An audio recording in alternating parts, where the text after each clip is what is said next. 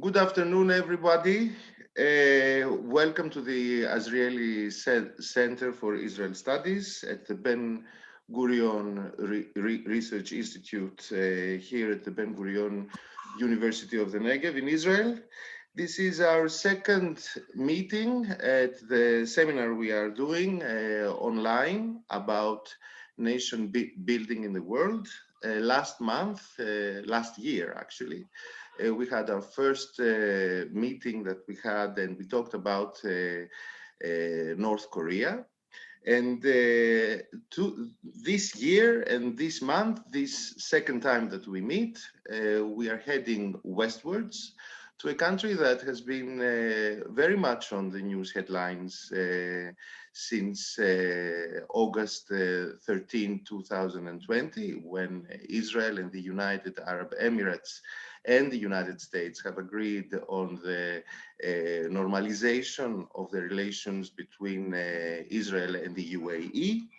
And since we have heard a lot about this country, but we don't know much about the nation building of the UAE, we have the pleasure and the honor to host today assistant professor at the University of Wollongong in Dubai, Mr. William Guerraiche, who is now online with us. Welcome, Professor Guerraiche. I would like to tell good afternoon from Israel. I would like to say some words about Professor Guerraiche. Before coming to the UAE in 2004, he taught history of colonization for 3 years at the Sorbonne Paris 1 and geopolitics at the University of Marne-la-Vallée. At the American University in Dubai and the American University in the Emirates, he taught extensively over many years, many areas in international relations, such as global governance, nation branding, conflict resolution, international politics, and diplomacy in the Middle East and Asia. At the University of Wollongong in Dubai, his focus is the UAE foreign policy and international cooperation, as well as the non-traditional security topics, migrations, demographics, and the coronavirus crisis that we all we know what this means even in the political area. So we are getting started. Professor Guerraiche, the floor is yours. Thank you, Gabriel, for your kind introduction. So hello to everybody. To start with, I have a presentation. So I'm going to use some slides, and not all my slides because it's a 2-hour presentation. Nonetheless, so I will try to keep my time, the 20 minutes that are allocated. And to start with, so the most important is to understand why I wrote and what I have written about the UAE. The first thing is when I arrived here, it was a complete different world and not necessarily rational from a Western point of view. But because I'm specialized in geopolitics, I do believe that actors in general are rational actors, meaning, so if they do something, it's for a reason. Starting from these statements, I try to understand the underlying logics of the Emirati society. And so afterwards, I specialized in international relations and foreign policy. So main concern here is precisely if we want to bridge perhaps the gap or at least the distance between the UAE and Israel, I think it's mandatory to understand how the Emiratis think.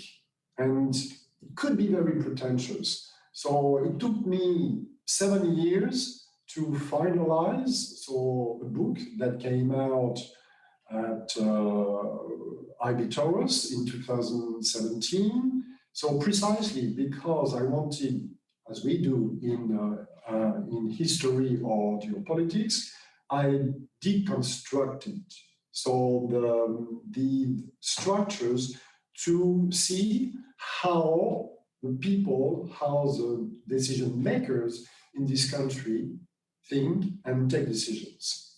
So I'm a historian by training, so consequently, so I pay a great deal of energy to history and also to connected humanities or social sciences, for instance, anthropology. And I guess it's very important when you want to understand how the peninsula, so all GCC states, how they work, you need to go back to history, of course, but also anthropology. So today I wanted to develop on 3 different points. So the first one, of course, related to the making of the nation here in the UAE. The first are the anthropological roots of this country.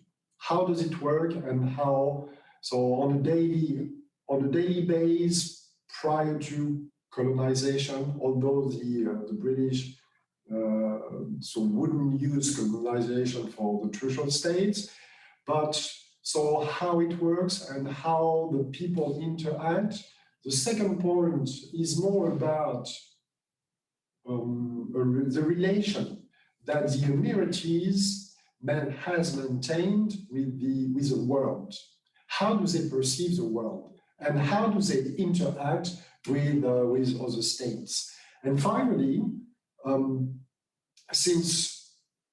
from 2004 onwards, the federal government has promoted not a policy of making a nation, but as Prime Minister said in Italy after independence, and so unity better. So after making the Italy, so we have to make the Italians, and that's something very related to this point. So I can develop on any aspect, but I will briefly broach the 3 topics and the three themes, and we can discuss afterwards if you want to. I'm going to share my screen, and to start with,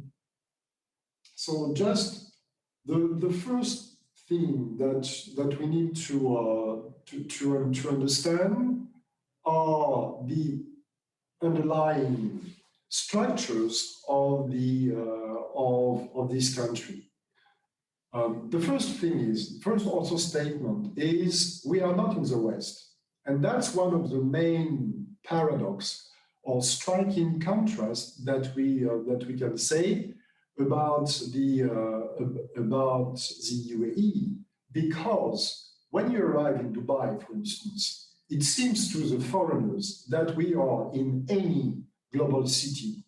Actually, it could be true. That's also, we can work on this assumption, but under the surface, we have a very traditional country and a very traditional society. So what I wanted to tell you also about nation and making a nation in the UAE, in the wake of following so many historians that we have no time to discuss, nation is a construction, is always a construction. So what are the different foundations of these nation? And also the thesis is this nation, if there is one, it's not like in the West. It's something which is specific, and we are going to describe it. So the problem is, how do we distinguish the UAE, the federal state, from the rest of the peninsula. Because when you look, for instance, at the map of the peninsula, and this one in particular with the different ethnic groups, there are no differences between the Saudi Arabia and the UAE from a geographic point of view. So very important statement to keep in mind, that we need to alternate the different scales of analysis if we want to better understand how it works. And we don't have only, we would say, 3 scales. So the first one could be the global scale, so regional, the second, the regional, and finally the national. That's not how it works, because we can also go into details, and within the federation, there are also different scales. Each emirate, because the UAE is a collection, is a federation of 7 emirates. Locally, there are idiosyncrasies, particularities that we may analyze in a different light. So it's different in space, it's also different in time. Prior to the arrival of the British in the late 19th century until now, and I would say until the discovery of oil in the country, so we had a very traditional lifestyle. So it completely changed with oil royalties, with new budgets for the states, and consequently, so it impacted lightly the society there. But with the coming out of Dubai, if I may say so, in the late 20th century, so inevitably, so the major changes has triggered in a redefinition of the nationhood, not to say the identity, because it's not exactly the same, the same word. So we can also discuss this aspect. I'm not going to say that. But when the federation becomes independent in 1971, the main objective of the first president, Sheikh Zayed, was to make sure that the federation would be independent and protected from its neighbors. Inevitably, when I say that, you say, oh yeah, of course, it's Iran.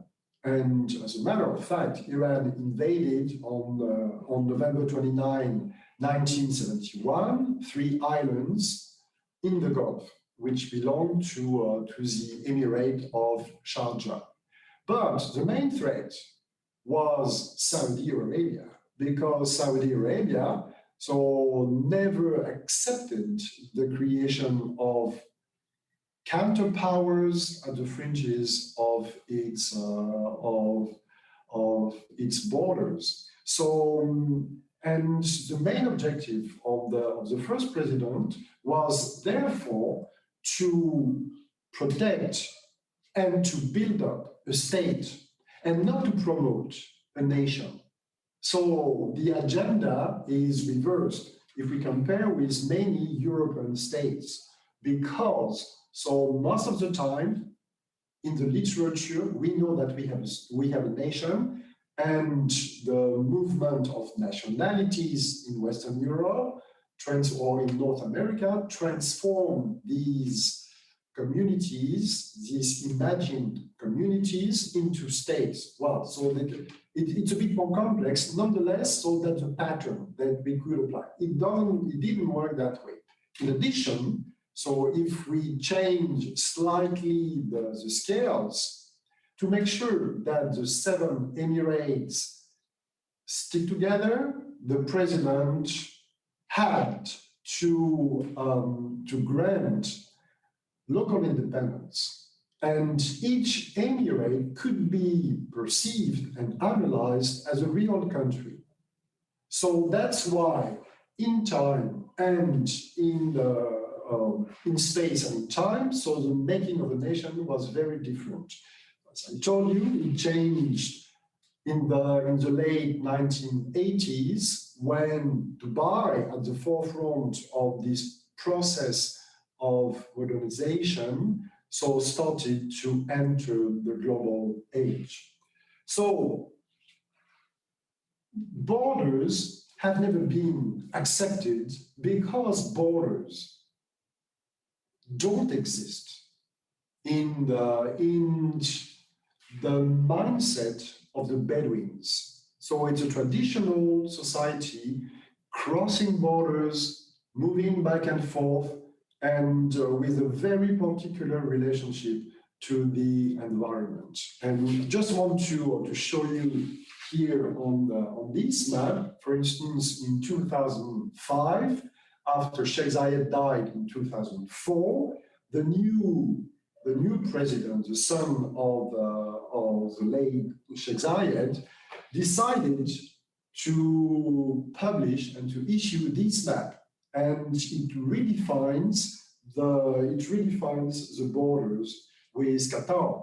That was the original plan, to make a corridor along the Gulf, call it what you will, Arabian or Persian. So, and the Treaty of Jeddah did otherwise. So you can see on this map, for instance, that this corridor belongs to Saudi Arabia, making Qatar an enclave. So lingering issues of borders because it's never accepted. And I would say in this mindset, in this perception of the world, states have never been accepted. Well, that said, is there a nation? That's my first point. Yes, there is a nation, and the Constitution in its Article 6 reads as follows. So the Union, and so that was a big debate between 1968 and 1971. So what could be the Union with Qatar, Bahrain, or even Oman? Say, in a nutshell, the UAE is a part of the great Arab nation. Consequently, what is a great Arab nation? So, and we have an indication on this map, and could be so these it could be one people, but of course there are objective factors that we can see here.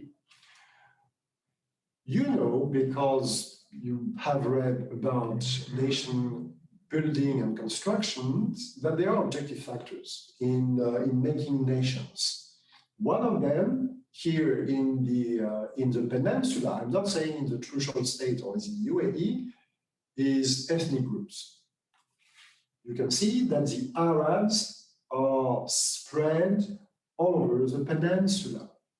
And be careful, because Arabs has different meanings. You probably read, if you're interested in the history of the peninsula, that Sharif Hussein, so the Hashemite monarch, when he wrote to MacMahon during 1915 or 16 during the war, they were talking about the creation of state, Saudi state, and Sharif Hussein said, well, we have to put the border very low because there we don't have pure Arabs. Purity is a very complex concept in Islam, but also in the Arab societies. Nonetheless, so ethnic groups means that it's spread all over, and the people and Emiratis, Omanis, and Yemenis as well, they feel that they belong to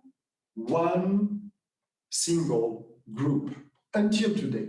Even if the process of nationalization, so change the perception, nonetheless, so it's still that way. So religion is as well a common denominator as well as a lifestyle. So the Bedouin traditions has been maintained. So that's what I want to say for these anthropological roots. I just want to continue on the nation and the world, the perception of the world by the Emiratis. And I borrow the theory of Abdulmonem Al-Mashad, who is a professor from Cairo, and he described the perception of the world from an Emirati point of view with different concentric circles around the Emirates. The first circle is simply the Arabs. And when we say the Arabs related by the same blood. When two Arabs meet and they don't know each other, they try to find, well, imagine or real relations in the past. So kinship. Yet again, anthropology is very important. They are all related by blood. And the second circle is the Arab world. Well, Arab from the Peninsula, the center of gravity, but also the Arabs of the different states of the Arab League. So the 22 states, for instance, even if they are not purely Arab. So the first is the nation could be, so the Arab in the Peninsula, second the Arab, and the third circle is the one of the Muslim. Could be the Muslim states, but it could be more precisely the Ummah, so the community of the followers. So this one is very important in foreign policy because the Emiratis prefer to deal with Islamic countries instead of non-Islamic countries.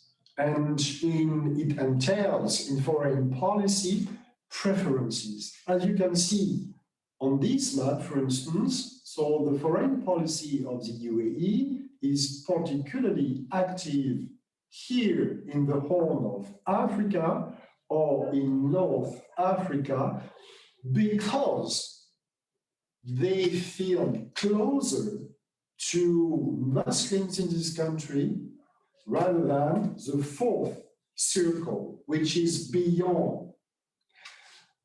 As far as you're concerned, I should say that outsiders, this is the term, outsiders, people not Arab from the Peninsula, not Arab or not Muslim, they belong to this indistinct fourth circle. Consequently, in foreign policy, for instance, signing a defense agreement with the United States or with Britain is akin to, or it's exactly the same for the Emiratis. And I would say further, signing an agreement with Israel or with North Korea is roughly the same. Of course, it's a bit more complex than that, but in the perception of the world, these countries are outside the Ummah, outside the world, and consequently, so they are all equal. Very difficult to understand for us because we may, that's our culture. We say, yeah, but what about the GDP, development, and so on? No, absolutely not. So for the Emiratis, that's not how it works. The last point I wanted to finish with the making of the Emiratis. It started, and absolutely not a coincidence, when Sheikh Zayed died. Sheikh Zayed was not only the guardian, but the spiritual leader, so to speak, of the Emirati nation. So that was his responsibility to keep his children together. When he died, his older son, so Sheikh Khalifa, changed. So that's what I showed you, for instance, with Saudi Arabia. So they tried to say, well, all right, we signed a treaty, but it doesn't count. And it's exactly the same. So he had to bring more modern rules, so in government, but also lifestyle in the federation. That's the reason why. So to prepare the first elections in 2006, there was not a real debate. Same, some discussions about the participation of Emirati citizens to this process. And under the pressure of the West, the Americans, but also all the states with democratic constitutions wanted to push the UAE in this direction. So interesting to see why they granted the vote. But I don't want to keep too long the floor. Just two things. So the first one, the debate about nation in the UAE was pretty active after 2005.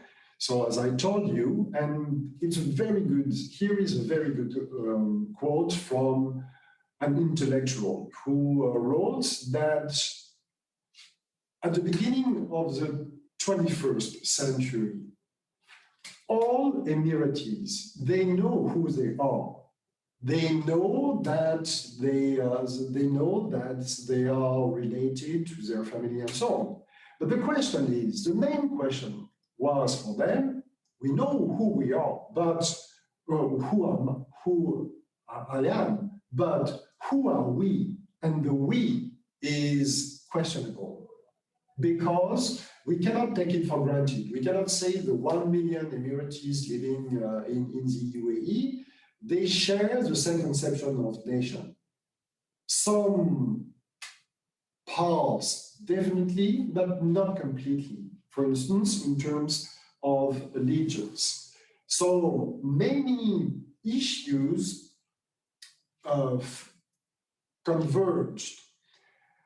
The decision makers, the different leaders of this country had to tackle the main problem, which was youth unemployment, like in the Arab world in general.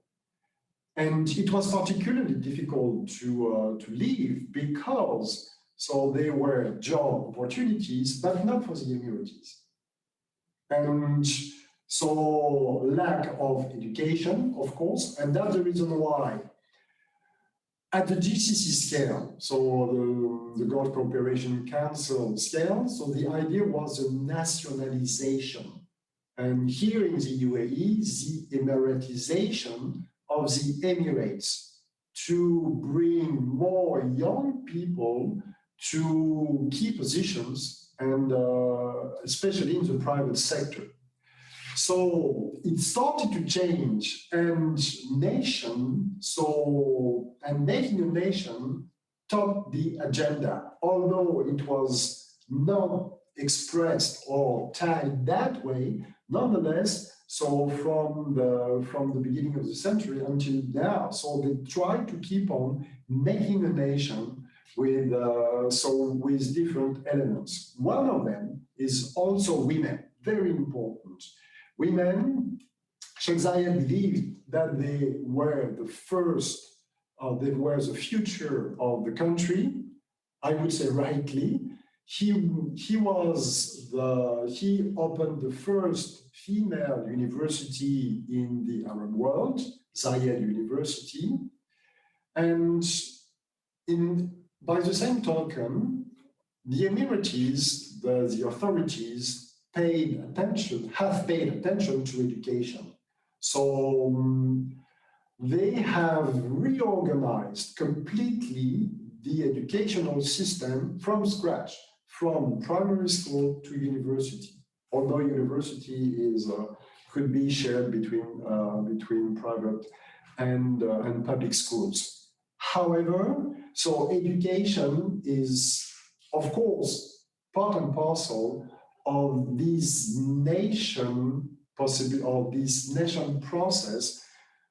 analyzing the different textbooks in geopolitics. We do that to better understand how people think. So in these textbooks, or the textbooks have changed. For instance, nobody emphasized anymore on the Palestinian cause.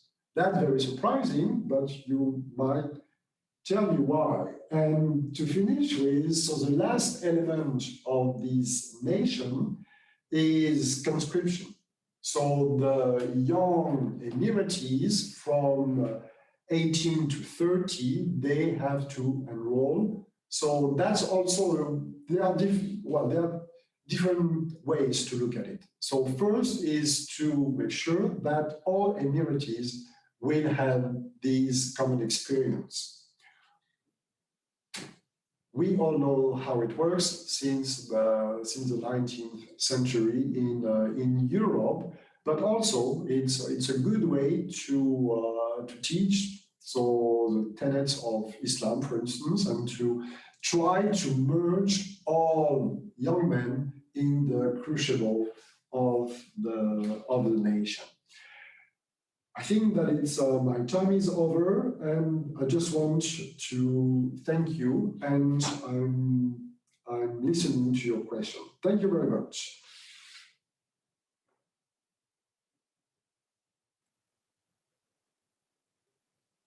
We thank you very much, and it was a very interesting and very enlightening view of what is going on in the Emirates, a country that I think I saw now, and I have understood that I have many things to discover about the Emirates, and I suppose that every one of us has the same idea. I would like to, before we start with the discussion, I would like to ask Professor Zayed Yael to make her remarks about what we have all heard, and of course, Professor Yael, she focuses on what is going on in the Bedouin society here in Israel, and especially in the southern part of Israel, at the Negev desert. And it would be, when I heard about the borders and land, this may have triggered me. This might have triggered us when we hear about the Bedouins in the Negev, in the south part of Israel. Professor Yael, the floor is yours. Thank you very much. Thank you, Professor Guerraiche. Do you hear me well? Am I okay? Thank you. Thank you again for your great lecture. I was lucky enough to read some of your papers, one that you have sent me, that also follows some of the aspects that you discussed today, and I would like to mention them as well, because I think it is very... Something's, okay. I think it... Something is wrong with the sound. I'll try this way. Is it better? No, everything is fine. Everything is fine, Gabriel. Okay. We hear fine. Okay. Okay, I'll try this way. Okay. No, it's perfect. We hear very well. Many times people don't hear because the problem is on their side. So just you talk before, it was fine. Okay. So I would like to emphasize, because I'm part of our lab, I would like to emphasize the aspect of the work in the labor market that Professor Guerraiche has emphasized. I think this is quite important for our understanding, and I would like to emphasize a little bit more on that.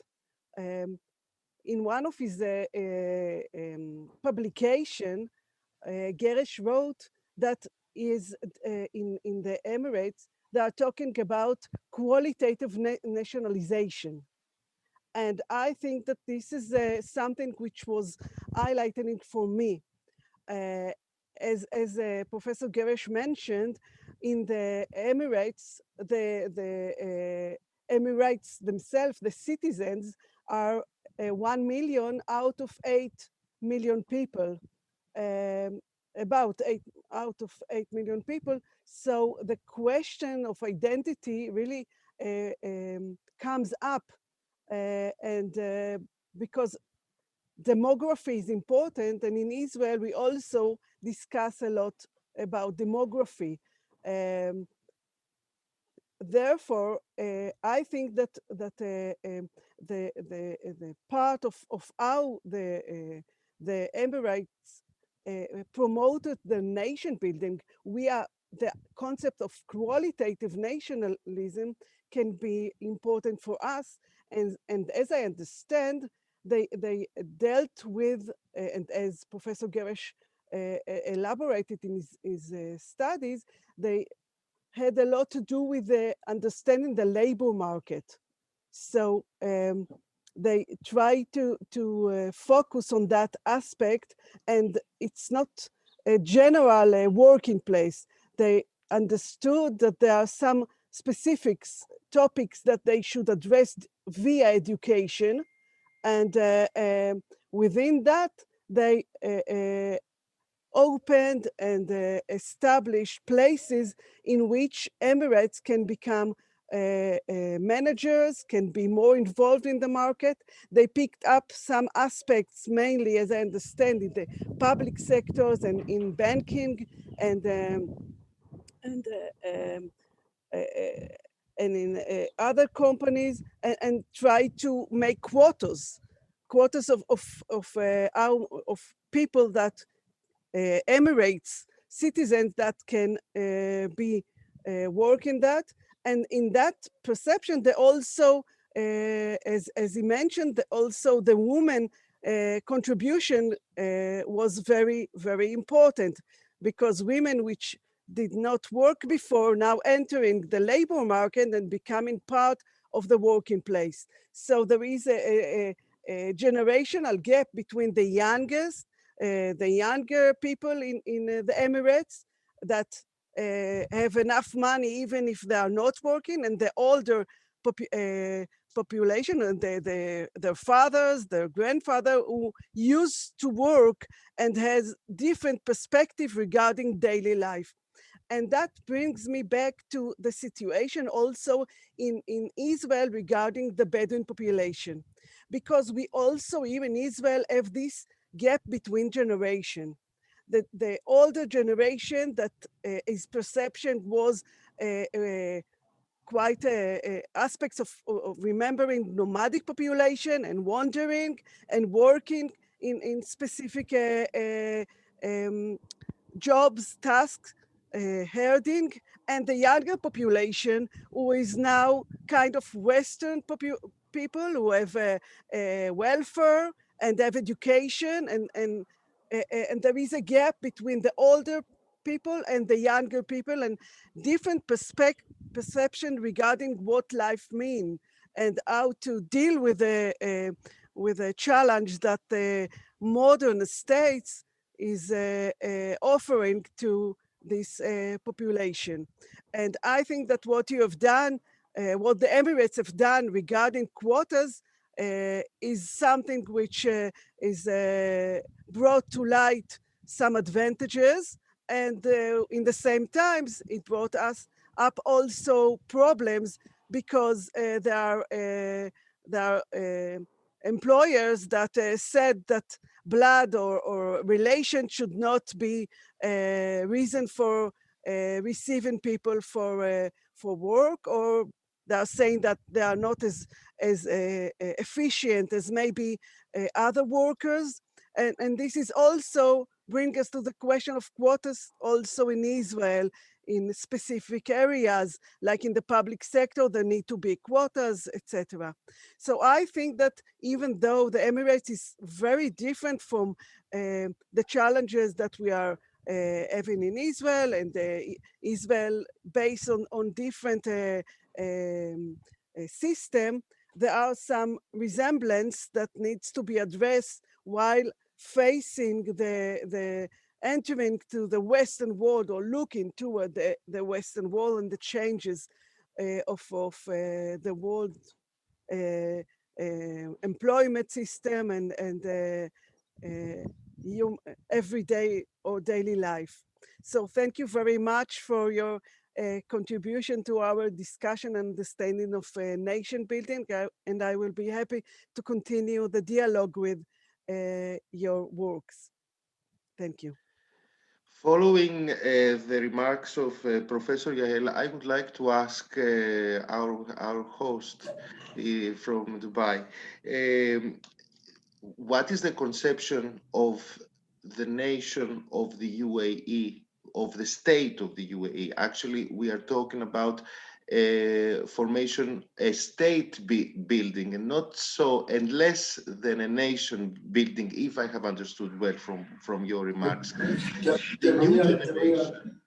If I may, so do you want me to answer after each participant's questions? Yes. I am giving you now the having in mind the remarks of Professor Yael. I would like to ask additionally, because it is related, the new generation in the UAE, the younger that have born while the UAE exists. What are the differences of their conception towards the emiratization of the Emirates vis-a-vis the conception that had their grandparents or their parents, that they did not know what an Emirati state is? And that comes together with the remarks of Professor Yael, which were very important from the aspect of labor and goals for life and what the state stands for. Thank you, Gabriel, and thank you, Abu Dhabi. So I can see that you read me, so that's always pleasant. So it's fair enough to mention it, because we live in a very difficult world. So, well, regarding what you said, we have to be careful also, because I could be more straightforward and to say the Emiratis, they want to work only if they are managers. That's also the problem. You know, it was like Israel until the 1950s. So you had too many doctors and graduates and no plumbers. So that's exactly well, not the same. But if we change what needs to be changed, there are some comparisons, because the Emiratis are willing to work in the private sector under certain conditions. Financial first, so they need to be well paid, because they are really well paid in the public service, but also at managerial level. So they cannot stand being in the middle management or doing some basic labor work. So that's also why. So the idea to instill some new Emiratis in the economy, so needed to really to train them well. So at least at college level, and not to say postgraduate level, to make sure that they could also succeed in the shift between not only the managers, but I would say the expats who hold control of the key economic companies or decisions here. So that's the idea, to replace them and never forget, like Iran, like Israel as well. So you share this perception that you are under siege. You and in the UAE, you're under siege because of your neighbor, but you're under siege because you're a minority in your country. Try to imagine if it was exactly the reverse in Israel, with 80% Arabs and 20% Israelis. So in the UAE, it's even worse than that. It's 90-10. So they feel they need to feel in control. The problem is, if will not happen, but if all qualified people would have to leave the country, what would be left? The nationalization, the emiratization, take this into consideration. So it's not to train, I would say, plumbers or manual people, although it changes a bit.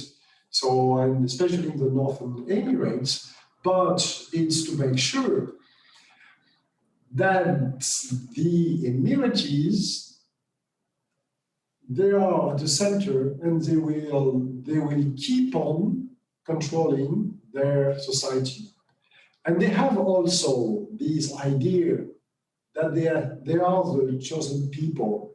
And so they cannot abide by any foreign rule or whatever. So this pride, very Bedouin, very Arab, is absolutely everywhere. So interacting with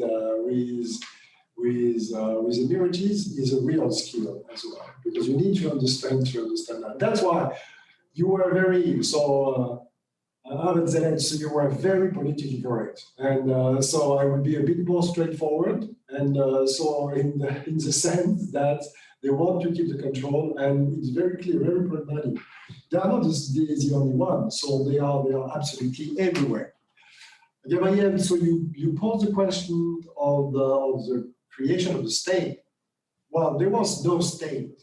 Mind you, if you can imagine in 1971, no state at all, no army, no university, no educational system, nothing.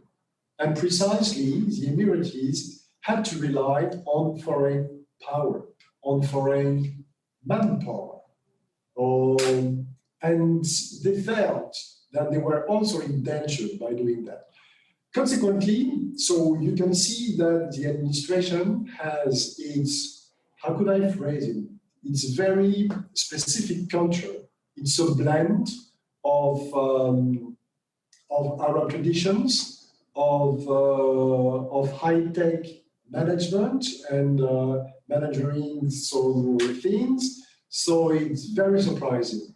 But that said, people in the Emiratis working there, so they have a very particular conception of what they do there.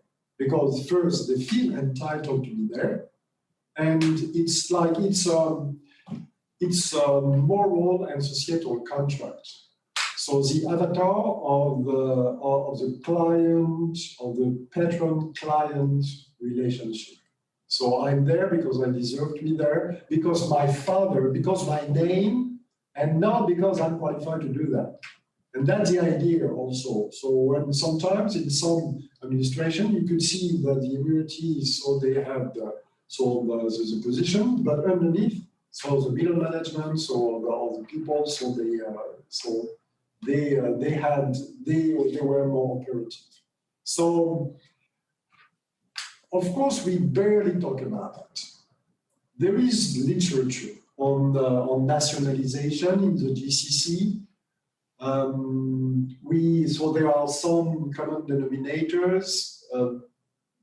However, it's one of the most important challenges that the Emirati administration and state is facing. So it's still under construction. So we cannot say that there is still a state very solid. Although, so when you see the differences between today and half a century ago, it's immense. It's from scratch. So keeping in mind that you have hostile neighbors. That's so, and they were, well, even if they will never say that the Saudis are hostile. The Iranians, yes, but so the Saudis as threats of the country, difficult to. But when you talk to them, so that's very clear. So and they are different from their neighbor. Now, half a century later, we have also this process of nationhood at stake, and so it's still ongoing. And so Saudis can feel different from the Emiratis, from the Qataris as well. So The state contributed to that, yes. But also the state tries to incorporate to the legacy, the tradition. We have a very conservative society here. And in terms of power, for instance, very important to maintain what exists. And it will, so the perfect world for, not only for the Emiratis, but I would say for the Arabs in the Peninsula, is a changeless world. You're there, you don't move. Yeah. Because you're there. And so, and very difficult also to think of social mobility for when you have this. And wasta is very important, the connections, so your role in the society, what your families, the links that your families maintain with the other families, where you are in around, it's like under the empires. So empires, I mean, so Abbasid from Umayyad Abbasid or Ottoman, that's the same. So you're there, you're connected to the inner circle of power, and because you're there, so your children will go there. That's not necessarily consistent with a modern conception of the state. And that's the reason why many women, brilliant, I have outstanding students, they reach this glass ceiling because there are too many women. And in a very patriarchal society, too many women, too overqualified, they don't want them. So that's also a problem. And it changes demographics because the more educated you are, so the fewer kids you have, and so on and so on. So everything is, when I talk about identity crisis, is precisely that. It's so the gap between the generations is immense.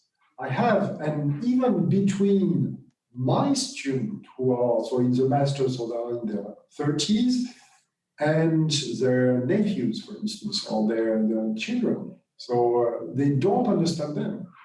They don't understand how. Very, very important and interesting facts. I hope that we are going to do the discussion a bit more quick, and so that you can answer as many questions as you can.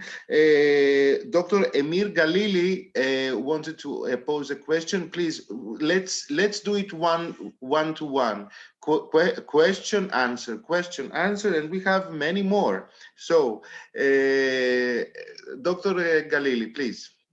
Hello, so my name is Amir. I'm a scholar of the Bedouin Society of the Negev. It was fascinating. I already sent you a paper of mine during the lecture, so you can check your inbox. I wanted to ask, on November 30th, it's the Memorial Day of the Emirate nation. It's Yom El Shahid. And I wanted to ask, do you recognize the beginning of some kind of civil religion in this country, symbols, celebrations, etc.? No, it's tolerated, but the structures of the Emirati society is very Islamic. So they try to live. And you know that Islam is not a religion. Islam is a lifestyle. It's political, it's societal, it's religious as well, everything. And they try to live as much as it can. So that's also this fascination for not for the golden age of Islam, but something like this. So, and they are always extremely vigilant. They try also, because it's very important, to promote a tolerant reading of Islam. So with the Maliki school of law, and so that's very true. And tolerance. So they are very tolerant with the religions of the book, but also with the other religions. That's probably the main, but nonetheless, it's respect, it's tolerance, but imagine that it's like under the Ottoman Empire, or that, or just under the Umayyad. So you have the ruler, and the responsibility of the ruler is to protect the different communities. So we are not paying the dimny, but that's not very far. But that's the same conception. And I would say this is the conception of the Middle East. So the Middle East lived in peace. So conversely, so you're historians, most of you, so and you know that precisely because of these consensus, so the ruler protects the different communities, and Christian, Jews, and Muslims used to live together in peace. So and look, and they exchange and so on.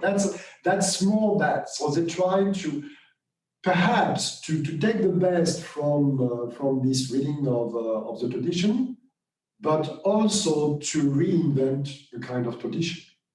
So okay, thank you. Yes.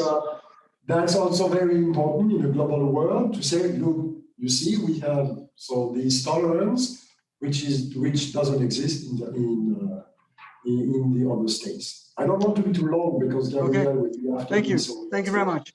Thank you. Professor Paula Caballo for her question. Thank you, Professor Guerraiche. It was fascinating. And let me just say that I hope this continues, because I can assure you that we will all be left with a taste of more after this lecture. From the tens of questions that I have, I will select only two. And the two of them have to do with trying to grasp somehow if there are at all any similarities between the nation building of the Emirates and the nation building process that Israel went through.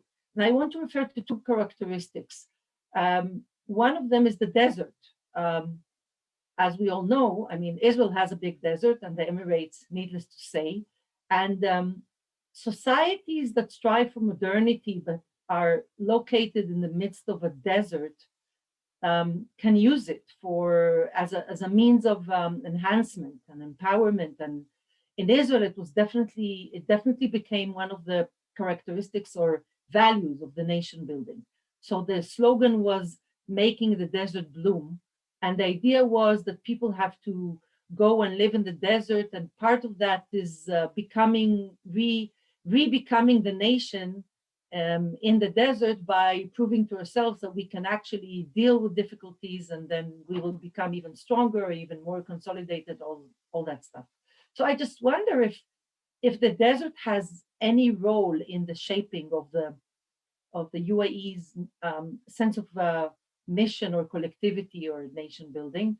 And this is also related to another characteristic which is very typical to Israeli nation building, which is the mobilization of the people, and especially the young generation. So I also wonder whether the leadership of Sheikh Zayed was also intended to mobilize the younger generation and try to distinguish them from the older generations by giving them a collective mission or collective goal that is bigger than, goes beyond their development of themselves, meaning goes beyond go and study and be more educated, but something that has to do with the greater goal of the nation.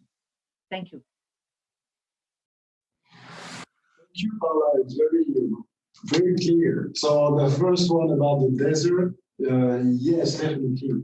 So Sheikh Zayed, so he's always presented as someone who turned the desert green. And it's still there in the imagination, in the mindset. It's and so the old generation is, so they are so used to go and to camp and so on. It's everywhere. It changes though with the new generation, because we have witnessed a major urbanization, not only in terms of geographic location, but also lifestyle. Meaning, so the young Emiratis, they don't feel necessarily comfortable. So with this environment, or when they go in the desert, it's to so with squad and so cars or whatever. So it's something which is absolutely not what grandfathers did.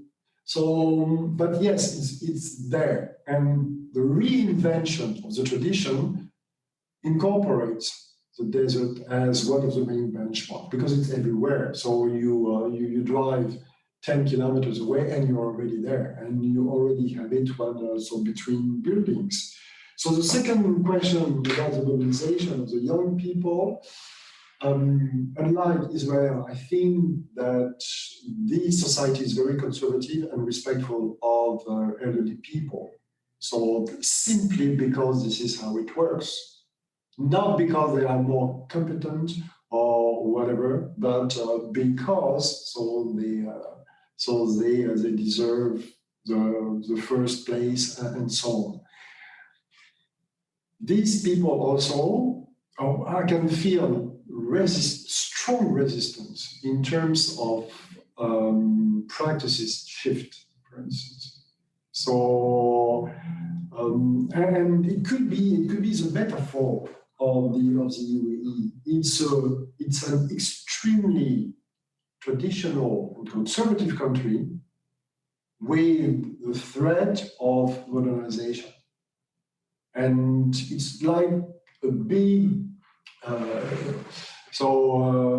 big hole, vacuum, because nobody knows what will be. And so the older generations are simply terrified when they look at their grandchildren. So for many reasons, but it's that. So not easy. It's very true that, well, there are so many contrasts or internal oppositions, for instance, between Abu Dhabi and Dubai. Abu Dhabi is very conservative. Dubai is very open-minded. Or Dubai open to Iran, and Abu Dhabi very hostile. So consequently, it could be also the same with the young generations. If for them, for instance, when they live in Dubai, they feel more comfortable to be what they want to be, or to be not exactly in the tradition. So I have some young women, for instance, they don't want to get married, and they don't want to get married to in the traditional way. I didn't see he has a call. He's not with us. I can ask, but he won't. No, wait. No, wait. He has a battery. He said he had something with There's a a battery issue. That's what I said you can ask, but now I see. No.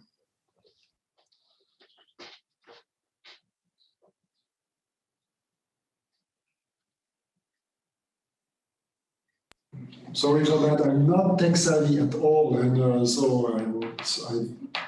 correct. So I'm listening, Ena. I'm very sorry. All right, it's all right. Okay, so I am introducing again. We are going to do the editing here. Professor Avi Bar-Eli, the floor is yours for your question. Thank you, Professor Guerraiche, for your illuminating presentation. Naturally, we are all quite curious about the Emirates after the peace accord or the normalization accord with Israel. And I wanted to ask you two questions. The first one concerning the relation between the collective nature of the Emirates and what is referred to in its constitution as the Great Arab Nation. We know that there is a tension between local identity or local collectivity and pan-Arab nationalism in places like Egypt, Syria, Iraq, are bordering Jordan. Is it the case in the Emirate? Do you find such a tension in the Emirate? That's my first question I wanted to pose. Another concern is concerning what you called emiratization or nationalization. I guess those two terms refer to the same process. How how this process is applied on the 7 million non-Arabs. What is the meaning of this process concerning those this vast part of the population? Are this process aiming? Is it aiming towards reducing their influence? What is we will need to wrap it up at 2, but hopefully we will be able to continue this in another session. Because there are some questions that are important, and of course I don't know, Professor Guerraiche, if you have heard Avi Bar-Eli's question. No, I heard, no, not Ellis, I heard Avi's questions, but so I can briefly answer to Avi if you want to. So now it is the answer, I am doing that for the editing. It is the answer of Professor Guerraiche to the question that has been posed by Avi Bar-Eli. All right, so to the point, not in the right order, but for the temporary population. So the first chapter of my book was invited at the Sultan's court. It's very important to keep in mind that if you're not an Emirati, you're in the UAE on a temporary base. It could be for tourism, it could be for, we would say in Europe, literally for mission. But whether you like it or not, you have to leave this country. And that's probably why I understood that very soon that I'm still there, because you cannot feel this, you cannot have this feeling of entitlement, for instance, and to say, well, I've worked in this country, I contributed to its prosperity. Absolutely not. You're invited, and as a good guest, at some point, you need to leave. So very important. There is no crucible of nations. We are absolutely not in a Western conception of a nation, like in Western Europe, France, or the United States, or Canada, Australia. So absolutely not. So it's, and precisely based on these blood conception, so we are the Arabs, so we are going to maintain this identity and purity of blood among us. So not easy to understand when you look at Dubai, and it looks very, very warm. And even for the Arab, and that's the reason why. So that could be the second question. So that's the reason why. In the 1990s, there were a big change, a change in manpower. Instead of Arab labor, it's Asian labor, because they are not Muslim, so no solidarity with this Arab, and so they have no claim, and they cannot, at some point, claim the Emirati citizenship. The Arabs, yes, if you speak the language, if you live there, if you and so on. So as a result, so this looking east policy was also a way to address and to circumvent the Arab issues or in the region. Could be the Muslim Brotherhood or Nasserism, whatever. So all kind of left-wing opposition. So and that and for the tensions. Yes, of course, there are tensions, and they are everywhere. But we are in a phase society when you never discuss openly your problems, it's even with your neighbors. Now, look, for instance, as far as I'm concerned, I was very surprised with the situation in Qatar. I've told my students since June 2017, they will come back. And it will, because geography speaks for itself. So as a result, so they will be your neighbors. But I had no clue that it would be so fast. Why? Because we have this tradition of discussing behind closed doors. There is no transparency. That's the culture. It's not because they want to hide something or whatever. That's it. And especially with foreigners. So you try to read the omens, and sometimes it's like you can see some slight changes, but you never have access to real information. So that's why for people used to debate and to argue in politics, it could be very difficult. So. Okay, very interesting, and that it's a good time to ask about the significant other in the foreign policy of the UAE. You talked about Qatar, and what we have seen in the last 10 years, while we see the foreign policy of Qatar in many other subjects in the Arab world, in Syria, its relations with Saudi Arabia and the rest of the countries in the GCC, the special relation that Qatar has with Turkey. We saw these 10 years that Qatar was a country that was doing something new in the foreign policy, which gave and seemed to give a distinct nation-building show-off, let me say, in the media and also in politics and outside of the Arab world. And we see this last 6 months from August until now, that the UAE is differentiating itself by the rest of the Arab world, as has been done by Qatar.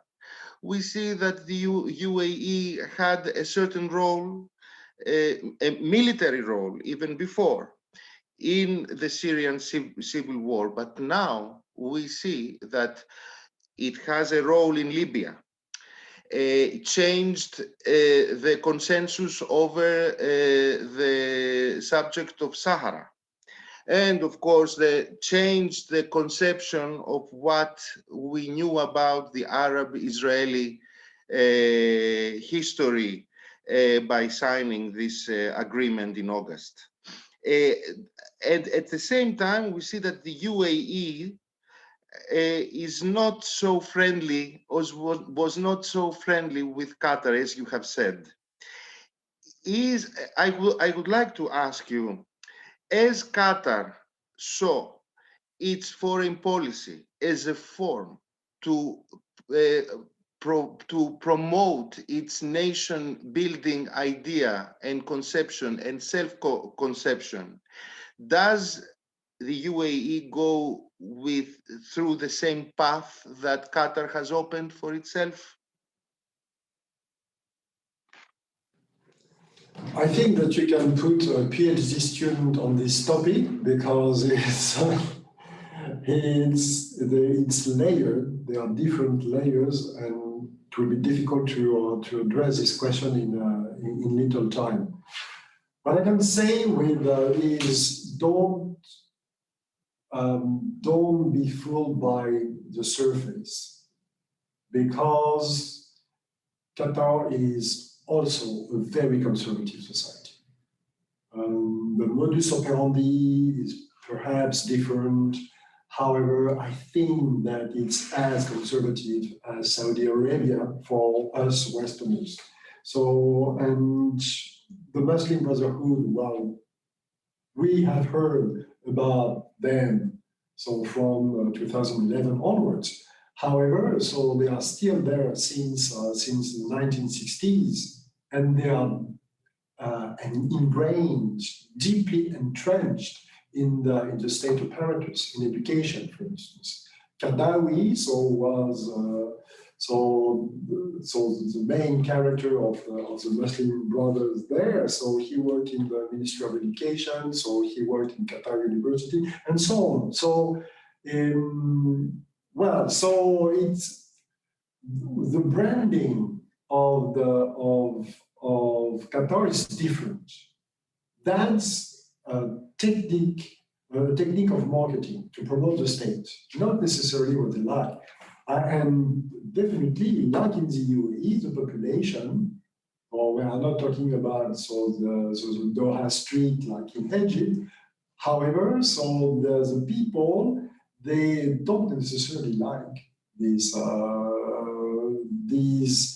very glamorous policy. That's the first thing. And yeah, there are differences. However, something that we need to refer to is Ibn Khaldun. So very important, because when he describes the Asabiyya and how the Arabs interact, it's exactly the same.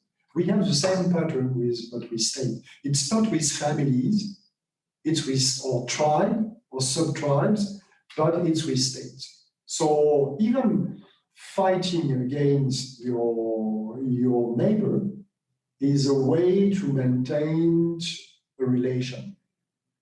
That's very difficult to, and that's what I said to my students. So this dispute will end. It's just a matter of time, because they are part of the Arab nation. And so it's like in the family. So when you have tensions within the family, whether you like it or not, at some point, so the persons remain related. And that's what happened.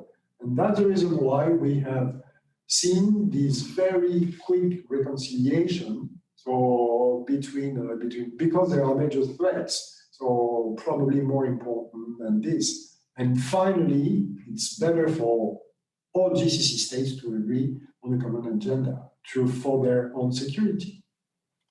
And just a final point that we might be interested in.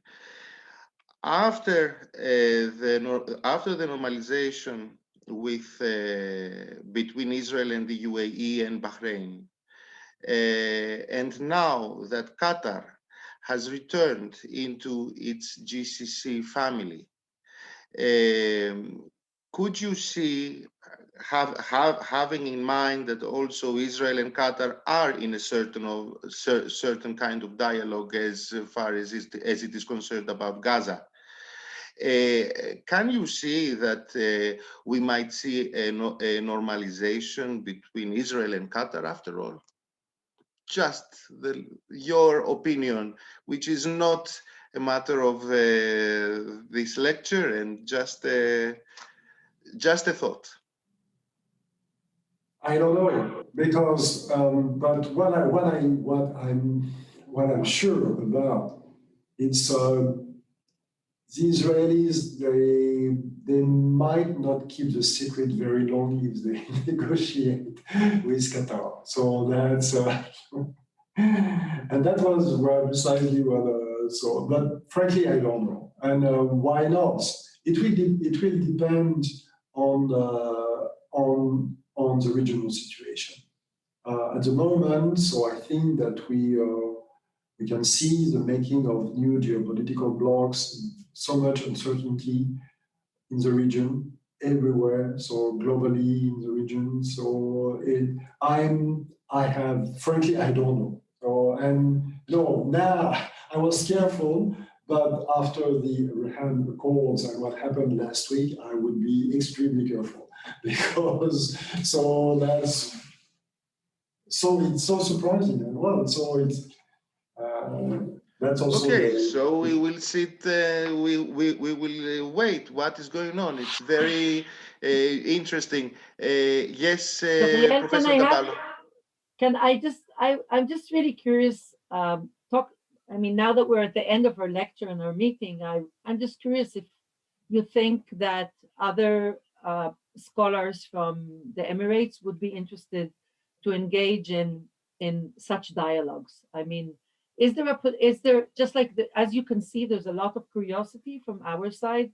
I wonder if there's also curiosity from the other side, and do you think that it will be possible to engage in mutual academic discussions in the near future? Oh, certainly. The question is in which direction?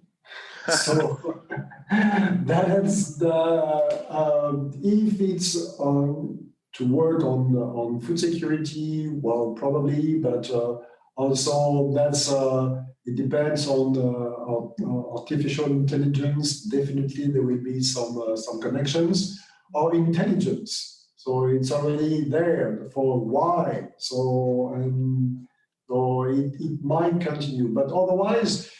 Paula, it's very, don't forget that almost, well, probably 95% of the faculty of the professors here, so they are not Emirati. And so we are here on a temporary base. So when we, and everybody is extremely careful so to see that, so, and also depending on your scope of research and so on. So, okay. As far as I'm concerned, I have accepted the fact that I can leave tomorrow if I have to. That's that's how it works. Yes, but although yes, perhaps yes. I have the feeling that this meeting and that we had, it is a good start of what we're going to do and what we hope that we can do from Ben-Gurion University of the Negev with your university, University of Wollongong in Dubai, and